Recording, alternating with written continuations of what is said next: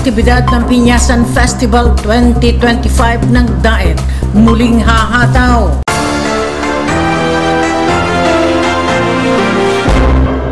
Ipinagdiriwang ng bayan ng DAET ang Pinyasan Festival ngayong taon, kasabay ng ika-32 anibersaryo ng paglikha nito noong 1993. Tampok sa selebrasyon ang ipinagmamalaking Queen Formosa Pineapple, isang maliit, matamis, at crispy na uri ng pinya na tanging matatagpuan sa bayan ng DAET. Ayon kay Jocelyn Cruz Sarical, Municipal Tourism Officer, layunin ng Pinyasan Festival na hindi lamang makapaghikayat ng mga turista, kundi pati na rin palakasin ang pagkakakilanlan ng mga Daetenyo sa pamamagitan ng promosyon ng kanilang natatanging produkto at kultura. Kumbaga, ang Pineapple Festival is part po ng ating tourism program.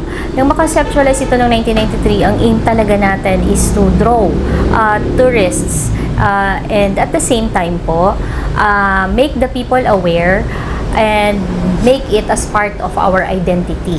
Kasi katulad nga ng nasabi, maraming mga iba't ibang aktibidades at yung mga aktibidades na ginagawa sa iba't ibang probinsya, yun po ang tumatatak at nagiging bahagi po ng kultura at identity po ng bawat mamamayan nila. So ang Pinyasan po, dahil ngayon ay tayo magdiriwang ng 32nd year. So ito po ay nakatatak na sa ating kultura, nakatatak na po sa ating pagkakakilanlan bilang mga Daetenyo. Mula June 15 hanggang June 24, isasagawa ang iba't ibang aktibidad na sumasalamin sa yaman ng sining, tradisyon at likas na yaman ng bayan. Ilan sa mga tampok na programa ngayong taon: Miss Gay Pinyasan, Miss DAET, Ginoong Pinyasan, Baile sa Pinyasan at ang Pineapple-inspired Tricycle Float Competition. Bahagi rin ang selebrasyon ng mga espesyal na aktibidad para sa senior citizens at persons with disabilities o PWDs na layuning bigyang halaga ang bawat sektor ng lipunan. Dagdag pa ni Sarical,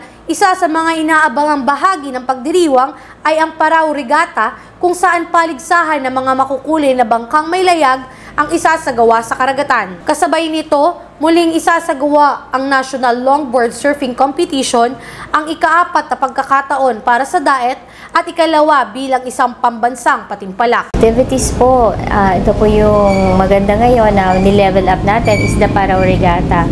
So yung Parao Regatta po, dyan po makikita nyo yung magagandang layang ng ating mga bangka na magkakaroon ng contest. And of course po, ang ating National Surfing Competition, longboard po ito. So this is the 4th time that we're gonna conduct the competition for surfing in time of Pinyasan. But this time po is the 2nd year for us to conduct it national.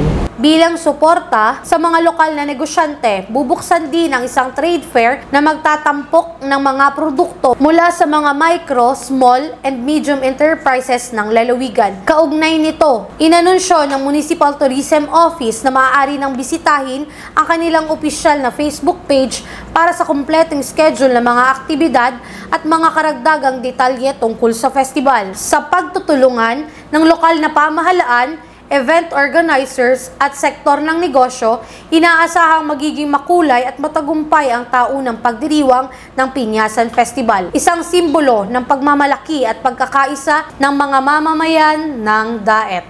Para sa CNTV News, Joy Belen.